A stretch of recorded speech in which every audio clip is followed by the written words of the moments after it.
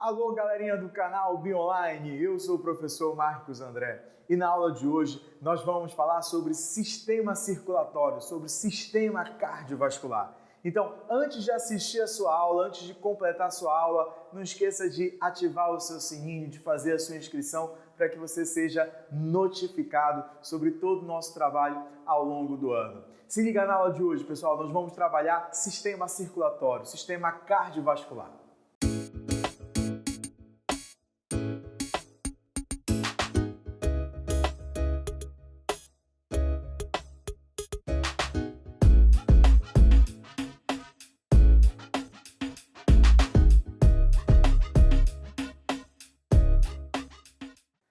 Alô, galerinha, tudo bem? Então, a aula de hoje nós vamos trabalhar um dos sistemas em que a gente tem uma relevância em função basicamente do papel que ele desempenha para o nosso organismo, que é o sistema circulatório, que é o sistema cardiovascular. Então, hoje é basicamente sobre isso que nós vamos trabalhar. Então, o primeiro ponto que a gente tem que levar em consideração, pessoal, ao trabalhar o sistema cardiovascular é justamente as suas funções. E uma das principais funções seria transporte de gases, E qual é a justificativa do transporte de gases? É que dentro do nosso sistema circulatório, ou compondo o nosso sistema circulatório, nós temos proteínas específicas que são responsáveis por se ligar a gases como oxigênio, como dióxido de carbono e também como monóxido de carbono. Fiquem atentos que no nosso caso, no sistema circulatório humano, nós temos uma célula fundamental, que daqui a pouquinho nós vamos comentar um pouquinho mais sobre ela, que corresponde às hemácias. Então, as hemácias ou os glóbulos vermelhos no seu interior apresentam uma proteína denominada hemoglobina e a função dela é justamente fazer o transporte de gases. Ela se combina com o gás oxigênio, formando o que nós chamamos de oxihemoglobina. Ela se liga ao dióxido de carbono, compondo a carbohemoglobina, e também se comunica com o monóxido de carbono, formando a carboxiemoglobina. Desses três compostos,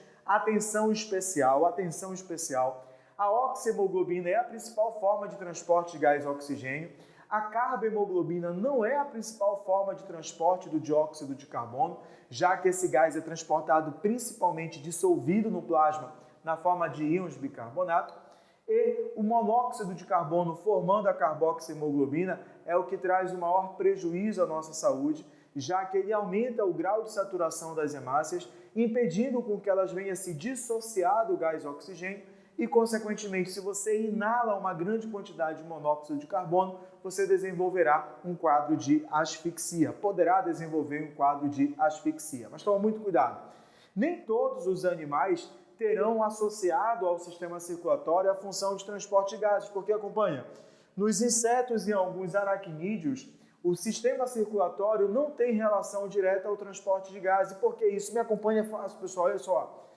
Existem alguns animais, no caso de alguns artrópodes, especialmente na classe dos insetos e alguns na classe dos aracnídeos, um sistema respiratório diferenciado. E nesse sistema respiratório, como acontece, por exemplo, nos insetos com um traqueal e em alguns aracnídeos como filotraqueal, não há essa relação do sistema circulatório com o sistema respiratório, porque os gases são direcionados de uma maneira direta, desculpa a redundância, para as células, não havendo assim a necessidade de passar por um sistema responsável por transportar esses gases. Por isso que nesses animais, especialmente, não há uma relação direta entre o sistema circulatório e o sistema respiratório, tudo bem? Então, uma das principais funções do sistema cardiovascular é o transporte de gases. Uma outra função importante é o transporte de nutrientes. Lá no sistema digestório, você já viu, inclusive, essa aula aqui no nosso canal? Então, quem não assistiu, assista, por favor, tá? Por favor, dá essa moral aí pro amigo. Tem duas aulas, Sistema Digestório Parte 1 e Sistema Digestório Parte 2. Acompanha lá, pessoal, por favor, tudo bem? É esse pedido que a gente está fazendo especial aí para vocês. Então, no sistema digestório, nós vimos que os nutrientes eles são degradados, eles são quebrados até as suas unidades, e essas unidades são absorvidas lá no intestino delgado, correto? Lá no intestino delgado tem aquelas dobras, que são as famosas vilosidades intestinais, e as células apresentam as famosas microvilosidades. Então, quando há absorção de nutrientes, essas unidades elas caem aonde? Na corrente sanguínea. E essa corrente sanguínea, essa circulação, vai ser responsável por transportar esses nutrientes para as mais variadas partes do nosso corpo. Então, uma das principais funções do nosso sistema circulatório é fazer o transporte de nutrientes obtidos pelo processo digestivo. Tudo bem, pessoal? Olha uma outra função importante, transporte de produtos do metabolismo. Turma, lembra de um detalhe, também tem uma aula aí, sobre sistema excretor, né? Sobre fisiologia do nosso sistema renal. Então vamos lá, assistam às aulas. Cuidado, fisiologia é um tema sempre importante em qualquer prova de vestibular. Então, quando a gente degrada uma substância, os produtos metabólicos são lançados na corrente sanguínea e o nosso sangue, então, transportará esses produtos do metabolismo para o nosso rim. E é o nosso rim que vai filtrar o nosso sangue e, a partir desse processo de filtração, vai produzir a nossa urina. Tudo bem, pessoal? Então, uma das funções importantes do nosso sistema circulatório é fazer esse transporte de substâncias, esse transporte de metabólicos, correto? E uma última função, o transporte de hormônios. Essas são as principais funções.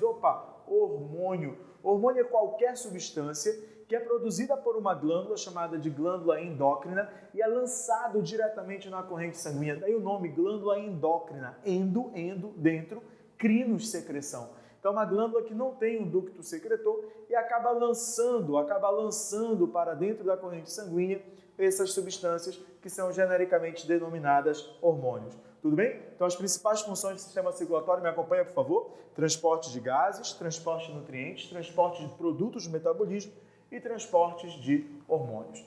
Tudo bem até aí, pessoal? Agora, acompanhe aqui uma situação importante para vocês. Quando a gente fala em sistema circulatório, é fundamental que a gente relacione a importância evolutiva. E também é interessantíssimo que você relembre, que você retome uma discussão.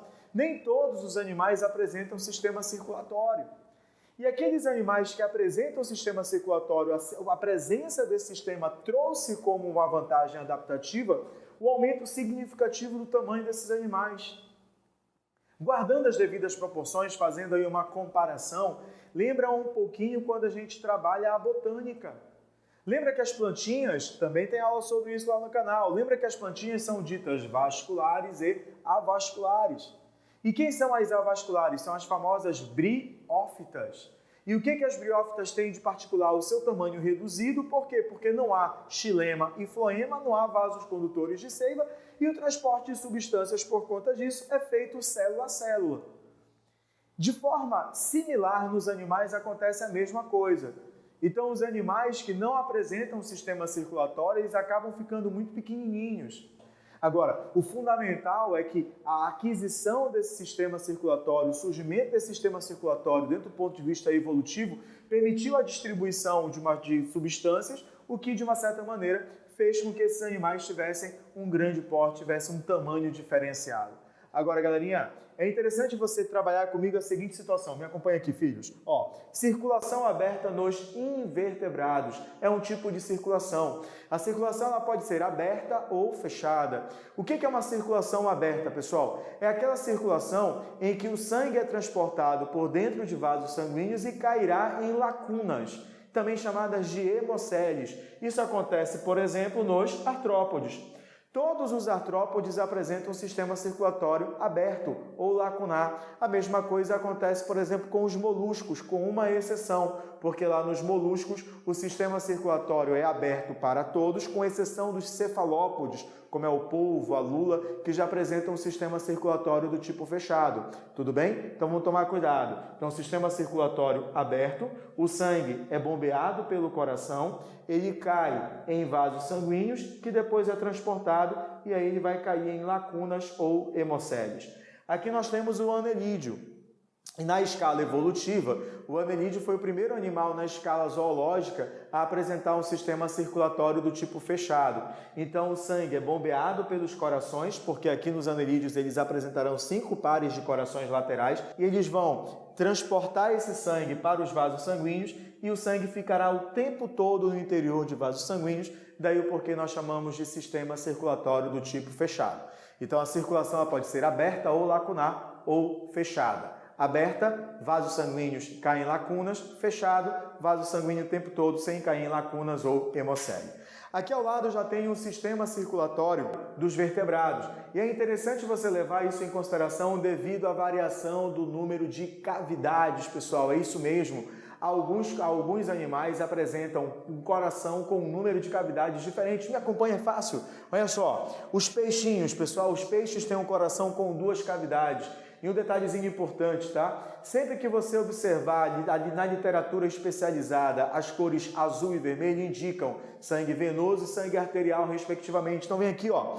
Aqui eu tenho o coração do peixe com 2 cavidades e o tempo todo azul, porque só passa sangue venoso pelo coração do peixe. A circulação do peixe ela é simples. Por que ela é simples? Porque ela passa uma única vez pelo coração.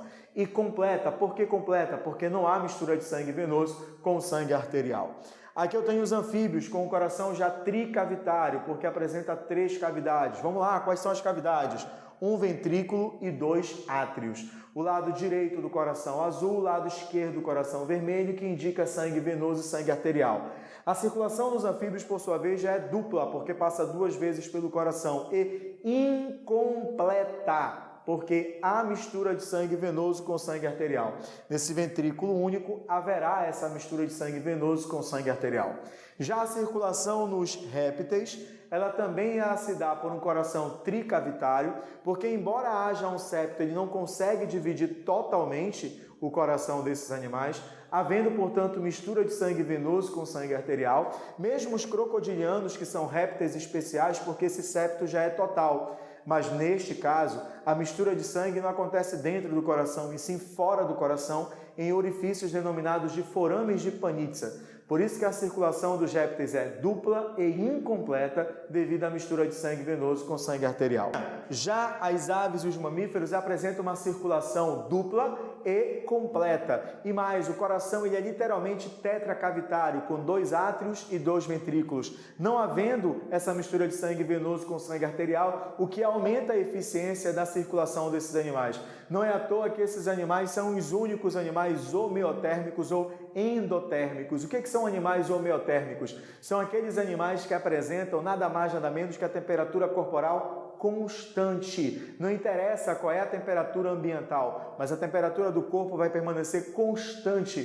Por isso que se você pegar um animal como esse, ele emite calor, ele dissipa uma grande quantidade de calor em função da sua elevada taxa metabólica. De tal maneira que se você pegar uma câmera que capture raios infravermelhos, tanto as aves quanto os mamíferos serão facilmente percebidos. Por outro lado, peixes, anfíbios e répteis são animais ectotérmicos, são animais pecilotérmicos, porque a temperatura corporal ela é variável, então eles emitem pouco calor para o ambiente. Dessa mesma forma, se eu pegar uma câmera e tentar observar, câmera que capture raios infravermelhos, animais como peixes, anfíbios e répteis, eu terei dificuldade de percebê-los, justamente em função do fato de dissipar uma pequena quantidade de energia para o ambiente, pois sua taxa metabólica é relativamente pequena. Então toma muito cuidado, tá? 2, 3, 4. Com exceção dos crocodilianos, que apresentam 4 cavidades, entretanto, há ainda mistura de sangue venoso com sangue arterial.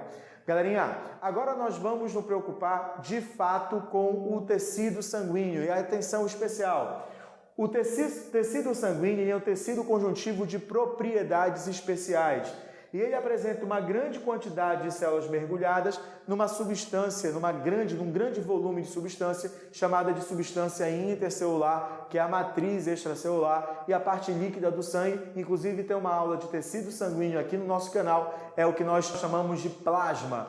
Então a composição do nosso tecido sanguíneo seriam os elementos figurados, hemácias, glóbulos vermelhos e plaquetas, e a parte líquida do sangue que corresponde ao plasma. Inclusive, é o maior volume do tecido sanguíneo que a gente pode observar literalmente nessa imagem.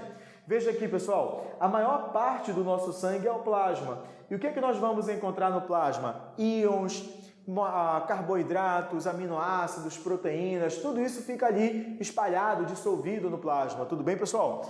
Já os componentes celulares destacam-se os glóbulos vermelhos, cujo número varia entre 5 e 6 milhões com a função de fazer o transporte de gases. Não esqueça que se baixar o número de hemácias, desenvolve um quadro de anemia. Se você for para regiões de elevadas altitudes, aumenta a produção de hemácias, que é o que nós chamamos de poliglobulia das altitudes. Já os glóbulos brancos participam do mecanismo de defesa. E essa defesa pode ser uma defesa também envolvendo a produção, por exemplo, de proteínas específicas, imunoglobulinas específicas que acontecem por linfócitos, tudo bem? Que no caso estariam associados aos anticorpos. Lembra que os plasmócitos são linfócitos B modificados, que são células especializadas na produção dessas proteínas que nos conferem uma proteção. Toma muito cuidado nesse ponto, embora eu também tenha uma aula sobre isso, né? Quando você é vacinado, você entra em contato com o antígeno e é estimulado a produzir os anticorpos.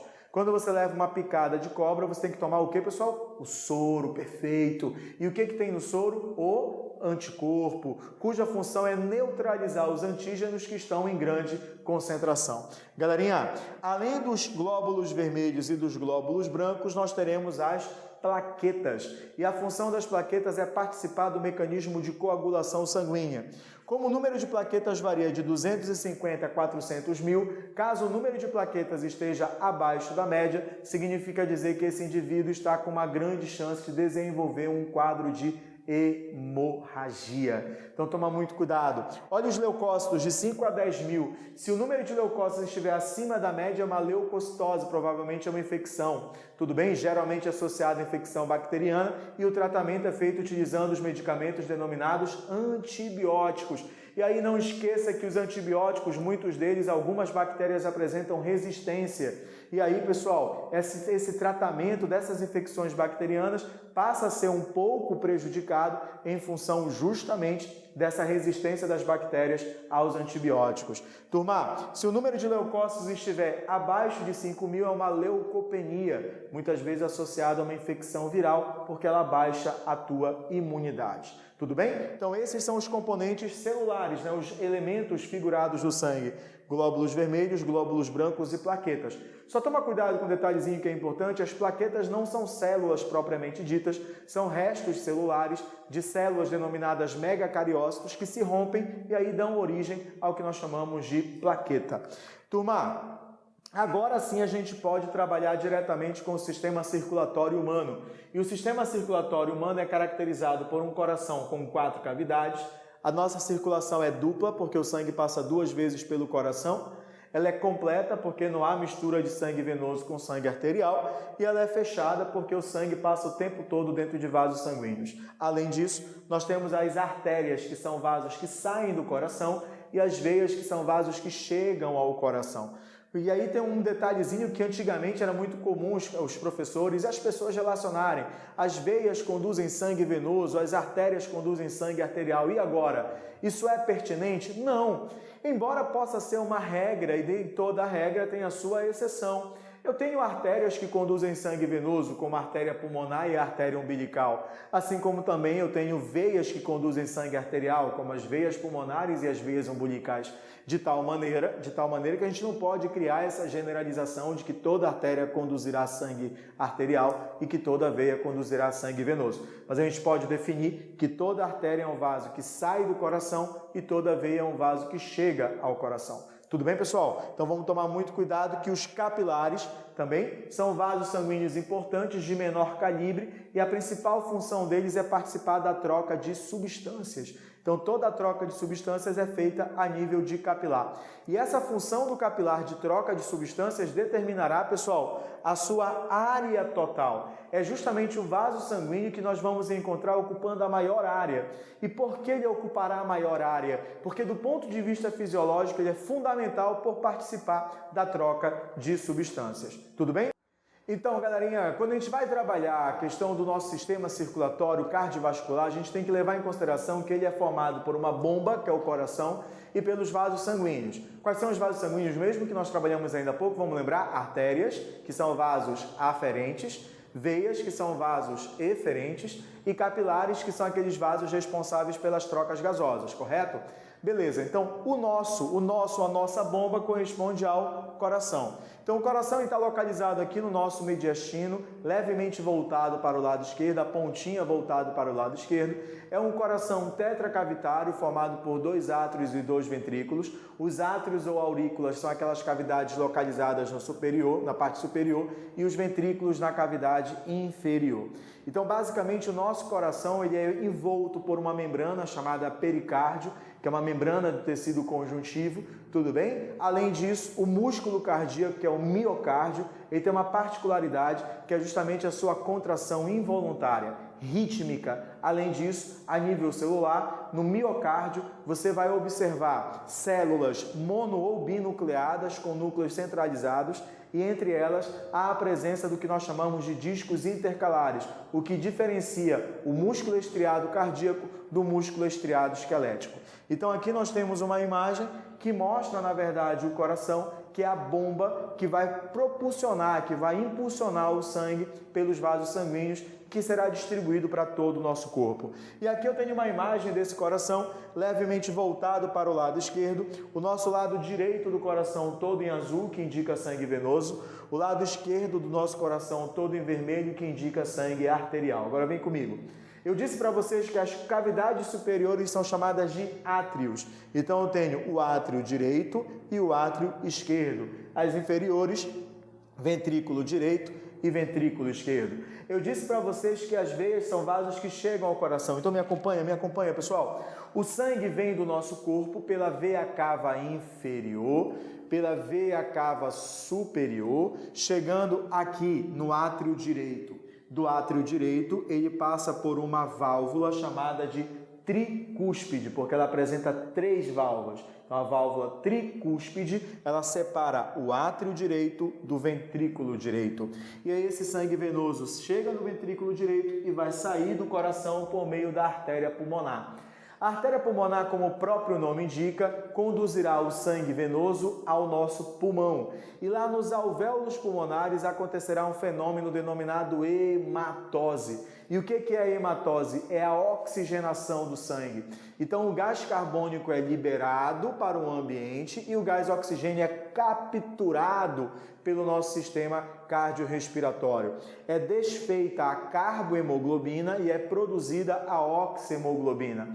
O pH do sangue venoso, que é ligeiramente ácido, vai aumentando um pouquinho e vai se tornar, na verdade, um pH de 7,6, 7,8, que é o pH do sangue arterial. Sai de 7,2 e vai para 7,8, aproximadamente 7,6.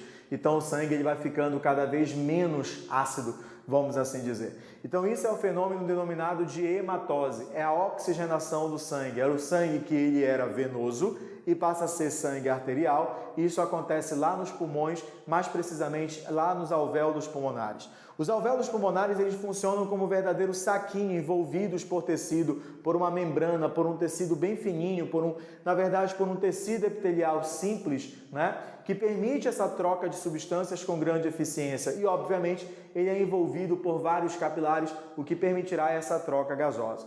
Então, esse sangue agora oxigenado vai sair do pulmão e vai retornar ao teu coração. Ele vai chegar no coração por meio de veias, as famosas veias pulmonares, que assim como as artérias correspondem à exceção. Enquanto as artérias pulmonares conduzem sangue venoso, as veias pulmonares conduzem sangue arterial. Então vem comigo. Esse sangue arterial chega no átrio esquerdo, passa para o ventrículo esquerdo. Entre o átrio esquerdo e ventrículo esquerdo, há a válvula bicúspide ou mitral. No lado direito, é a válvula tricúspide. No lado direito, a válvula bicúspide. E aí esse sangue ele vai sair do ventrículo esquerdo e vai pegar a maior artéria do teu corpo, que é a artéria aorta, cuja curvatura é para o lado esquerdo, a crosta aórtica é para o lado esquerdo, e da artéria aorta vão se ramificar as mais variadas artérias que vão transportar o sangue arterial para os mais variados tecidos, oxigenando os tecidos. E aí quando ele oxigena os tecidos, ele recolhe quem? O gás carbônico. E aí esse sangue venoso retorna pela veia cava inferior e pela veia cava superior, retomando então esse ciclo cardíaco que eu acabei de comentar com vocês. Não esqueçam que o coração ele pulsa, tum, tum, tum, tum, sístole, diástole, contrai e relaxa, 12 por 8, pressão sistólica e diastólica. E essa contração, diz para mim, ela é voluntária ou involuntária? Quero ouvir. Perfeito, pessoal. involuntária. Embora, é claro, a frequência do batimento cardíaco vai ser determinado por fatores ambientais, fatores endócrinos, fatores neuroendócrinos, que determinarão se você vai ter uma bradicardia ou se você vai ter um quadro de taquicardia. Agora, turma, já ouviu falar em sopro cardíaco? Se você já ouviu falar em sopro cardíaco, segundo os pesquisadores, é quando há uma abertura e um fechamento dessas válvulas cardíacas feitas de uma forma anormal e aí gera um sonzinho que pela ausculta cardíaca os médicos identificam como sopro cardíaco. E às vezes é necessário fazer uma intervenção cirúrgica a nível dessas válvulas atrioventriculares. Nós também temos as válvulas semilunares. Essas válvulas semilunares elas estão na abertura das artérias. Toda e qualquer válvula tem uma função. E qual é a função da válvula? Evitar o retorno do sangue, evitar o refluxo do sangue.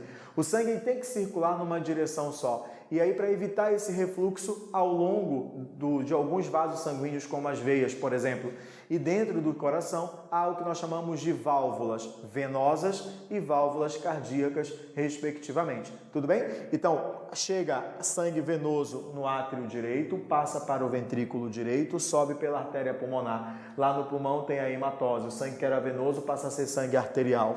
Volta esse sangue arterial ao coração por meio das veias pulmonares, chega no átrio esquerdo, passa para o ventrículo esquerdo, passa então pela aorta, que vai distribuir sangue arterial para todo o corpo. Entre o átrio direito e o ventrículo direito, válvula tricúspide. Entre o átrio esquerdo e o ventrículo esquerdo, válvula bicúspide ou mitral. Deu para acompanhar o raciocínio? Agora, galerinha, isso aqui é importantíssimo para todos nós. Vejam só, tipos de circulação. A nossa circulação é dividida em pequena e grande circulação. A pequena circulação é pulmonar e a grande circulação ela é chamada de sistêmica. E a artéria pulmonar ela vai conduzir o sangue venoso, assim como a veia pulmonar conduzirá o sangue arterial. E aqui eu tenho justamente a imagem que representa essas duas circulações. Me acompanha.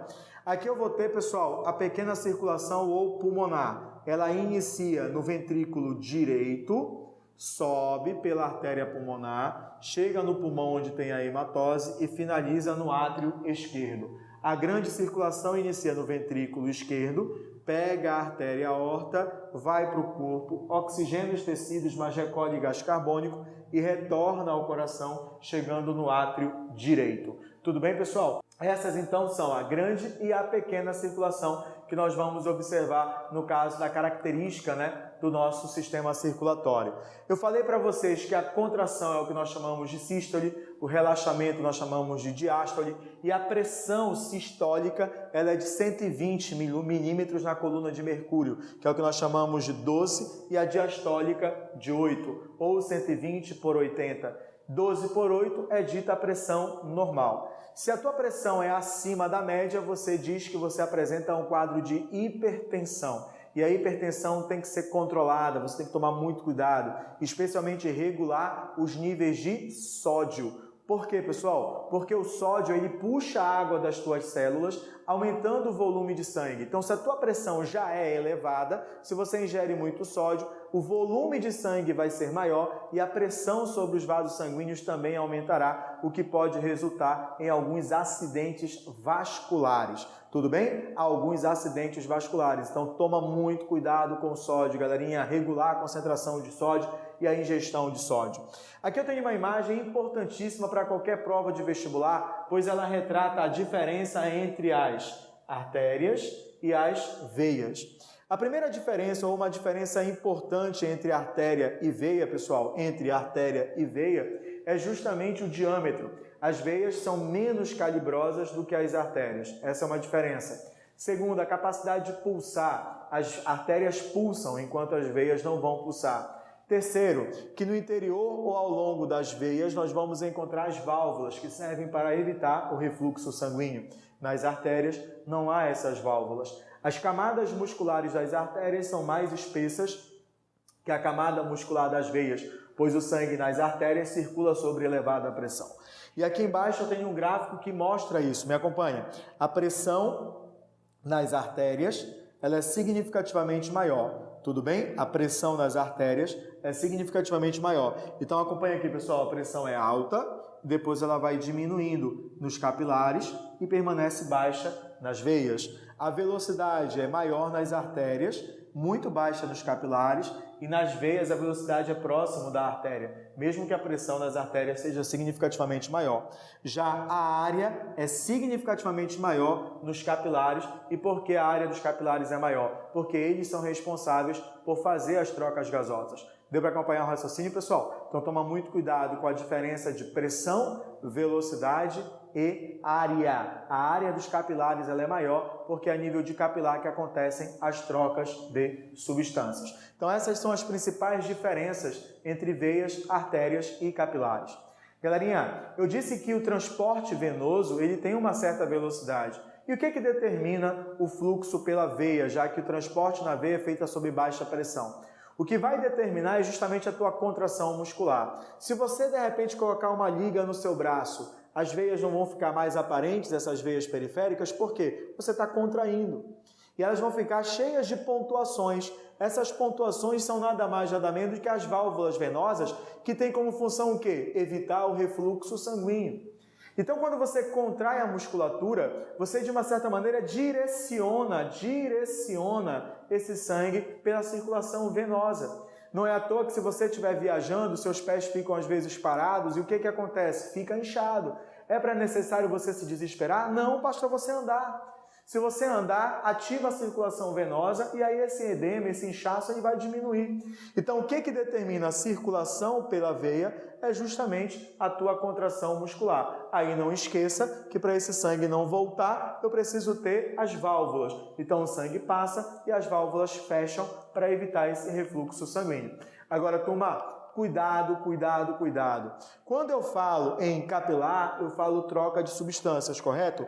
O sangue vem pela artéria sob elevada pressão e aí a pressão sanguínea ela é maior que a pressão osmótica, sendo que há esse extravasamento de fluido, correto? As nossas células estão banhadas aqui nesse líquido intersticial. Quando já chega nos capilares transitando para as veias, a pressão sanguínea ela é menor que a pressão osmótica. Então esse sangue ele vai absorver essas substâncias. Aqui, pessoal, ele vai absorver muito CO2, correto? Então, no sangue arterial tem muito mais oxigênio, no sangue venoso tem mais gás carbônico, aumenta a concentração de gás carbônico. E é isso que nós chamamos de fluido intersticial. O fluido intersticial, onde as nossas células estão literalmente banhadas, mergulhadas, surge do extravasamento desse líquido presente no teu sangue, porque lá na parte arterial a pressão sanguínea ela é maior do que a pressão osmótica, tem esse extravasamento levando diversas substâncias e monômeros onde as nossas células vão literalmente absorver. Agora, infarto do miocárdio e acidente vascular encefálico são alguns problemas que envolvem o nosso sistema cardiovascular, correto? Toma muito cuidado com a ingestão de LDL e colesterol, né? O HDL é o colesterol bom e o LDL é o colesterol ruim, porque ele vai formar essas placas. Quando ocorre a ruptura dessas placas, a obstrução do vaso sanguíneo, e isso pode obstruir artérias, como por exemplo a coronária, evitando assim a irrigação ou o fluxo sanguíneo para o miocárdio, fazendo com que haja o infarto.